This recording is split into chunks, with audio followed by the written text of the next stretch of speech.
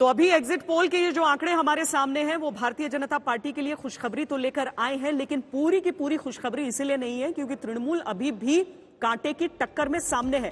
तृणमूल कांग्रेस, जिसे वहां पर अपनी तीसरी बार सरकार में लौटने की कोशिश करनी थी, 10 साल का शासन उनका हो चुका है। सामने भारतीय जनता पार्टी जो पिछले बार के 3 विधायकों के साथ मैदान में कूदी, लेकिन आज एग्जिट पोल के आंकड़ों के हिसाब से 134 से 160 के दायरे में नजर आ रही है।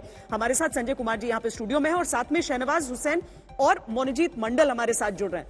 मोनजीत, ये आंकड़े आप खारिज करना चाहते हैं या आपको दिख रहा है कि इन आंकड़ों में दम है? क्योंकि एग्जिट पोल आमतौर पर अगर मंच के हिसाब से नहीं होता है तो गलत भी लगता है। देखिए, एग्जिट पोल का भी एग्जैक्ट पोल नहीं होते हैं। हम इसे पूरा मान भी नहीं सकते और इनकार भी नहीं कर सकते, लेकिन हम थोड़े बहुत तो सवाल तो कर सकते हैं।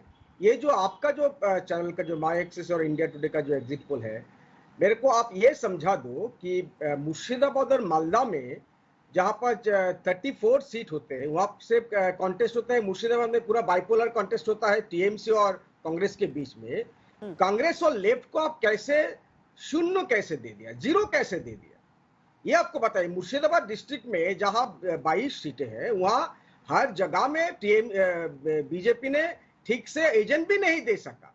वहां 48% माइनॉरिटीज वोट है। वहां लगातार कंटेस्ट टीएमसी और कांग्रेस के बीच में ऐसा तो नहीं हुआ कि वोट बढ़ गया वहां पर? पार्लियामेंट्री इलेक्शन में नहीं, ये हमको आपको समझे दे। ये हो सकता है कि अगर कांग्रेस का वोट पूरा बीजेपी में चला गया, ये अंडरहैंड डील हो सकते हैं, लेकिन आज तक इतिहास में कहीं पर भी नहीं हुआ कि मालदा और मुर्शिदाबाद में कांग्रेस ने जीता नहीं।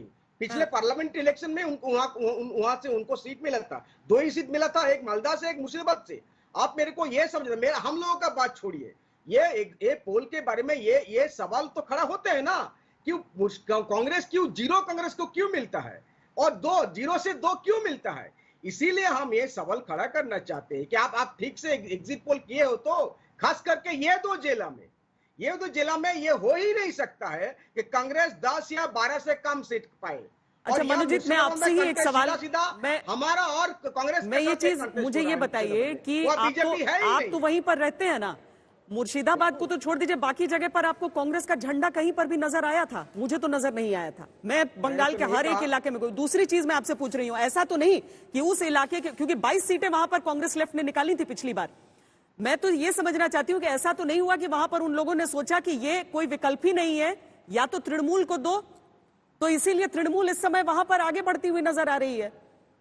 बाकी में आपके हो सकता है वोट बढ़ गए। 2016 में इन लोगों को 22 सीट नहीं मिला। आपका आंकड़ा ठीक कर लीजिए। टीएमसी को 4 सीट मिले थे 2016 में, और अभी पूरा 50-50 मामला हो गया। मैं उस फेज की बात कर रही हूँ जो पार्लियामेंट्री नहीं पार्लियामेंट, मैं मुर्शिदाबाद की बात कर रहा हूँ। आपका तो एक जगह में तो पकड़ा हूं ना, क्योंकि इस जगह का जो एग्जिट पोल आपका जो डाटा है, जो एनालिसिस है, ये हम लोगों के समझ से बिल्कुल बाहर है, क्योंकि वहां पर पूरा बाइपोलर कॉन्टेस्ट है, 50-50 कॉन्टेस्ट है। पूरा बंगाल को कॉन्टेस्ट नहीं कर रहे इस बात पे बताइए, वहां पर भी तो। लेकिन संजय जी सिकोलॉजिस्ट है, हमारे साथ स्टूडियो में है, वो आपके जो एकदम ग्लेयरिंग मिस्टेक है उसके बारे में हम पहले बात किया। मतलब कांग्रेस को सीट क्यों नहीं मिली, आप इस बात को लेकर चिंतित हैं। लेकिन संजय जी, आप क्या एक्सप्लेन करना चाहेंगे?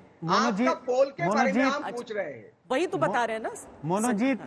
हालांकि ये सर्वे हमारा नहीं किया हुआ है, ये Axis My India Pradeep Gupta ji ने किया है। लेकिन जो सवाल आप उठा रहे हैं और आप बार इस बात का जिक्र किया जा रहा है कि 27 सीटें 26 सीटें ऐसी हैं जहां पर कि जीत हार का फैसला जो पार्टी नंबर 1 और पार्टी नंबर 2 है 1% का फासला है।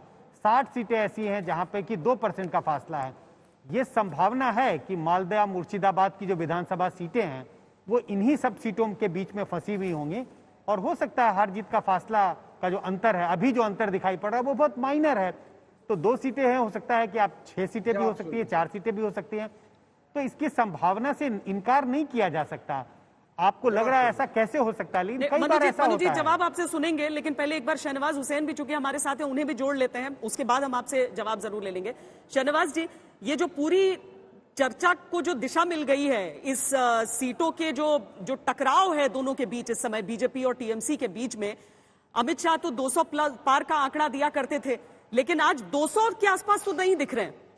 टक्कर में दिख रहे हैं पर 200 के आसपास नहीं दिख रहे हैं। शहनवाज जी, देखिए, मैं भी बंगाल घूम के आया हूँ, प्रचार में रहा हूँ, आप भी गई।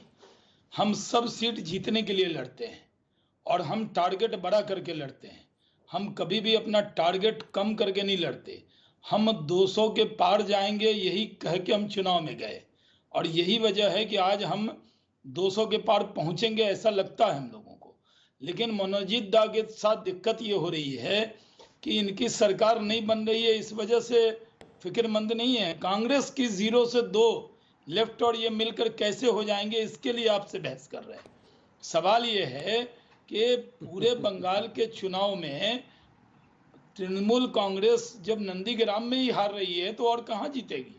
मैंने सब जगह के अन्य जगह के भी सर्वे देखे हैं, आपके यहाँ भी सर्वे में मैं पूरा डिबेट सुन रहा था। ऐसे तो मैं काफ़ी कोरोना को लेकर जो काम करता हूँ वो कर रहा था, लेकिन थोड़ी देर के लिए आपसे जुड़ा, और मैं उसमें बीच में देख रहा था कि जो नंदीग्राम के अंदर भी आपका भी सर्वे जो है वो एक्सिस का वो भी क्लोज फाइट बता रहा है। तो जब दीदी जीतने को तैयार नहीं है, जब सर्वे में एग्जिट पोल में दीदी की ये हालत है, तो तृणमूल की क्या हालत होगी, आप अंदाजा कीजिए। दूसरी बात यह है कि हम लोगों ने डेवलपमेंट के लिए चुनाव लड़ा। इन्होंने जो कहा था माँ माटी मानुष, उसकी जगह गोली बम बारूद था, वो डर था। और पहले जो कैलाश जी ने आपसे कहा वो सही है कि बंगाल में वोट देने के बाद भी ये निर्भीकता नहीं है कि लोग कह दें कि हमने किसको वोट दिया, क्योंकि वहां टीएमसी के लोग खड़े हैं, लोगों ने चुपचाप कमल छाप, ये बातें इतने लोगों ने शहनवाज जी, आके अगर कही हैं। 134 से 160 का दायरा दिखा रहे हैं तो उसमें भी तो उन लोगों ने कहा ही ना, ये अगर भय मुक्त बोल सकते नहीं थे तो बाकी लोग नहीं भी। नहीं, आपका एकदम तर्क सही है, जो लेकिन जो लोग नहीं कह पाए, जो हिम्मत नहीं कर पाए, या जो बीच का एरर होगा, वो भारतीय जनता पार्टी की तरफ जा रहा है। देखिए बंगाल ऐसा चलिए, है, 2 दिन की बात है, पिछली बार भी हम लड़े सब देखिए। एक अश्वता जी, ब्रेक के लिए पिछली बार भी लड़े थे, नहीं, मेरे को जवाब तो देना है। हमें नहीं उम्मीद थी कि हमें 3 मिलेगा और दीदी को इतना मिलेगा। बंगाल जिसको देता है छप्पड़ फाड़ के देता है।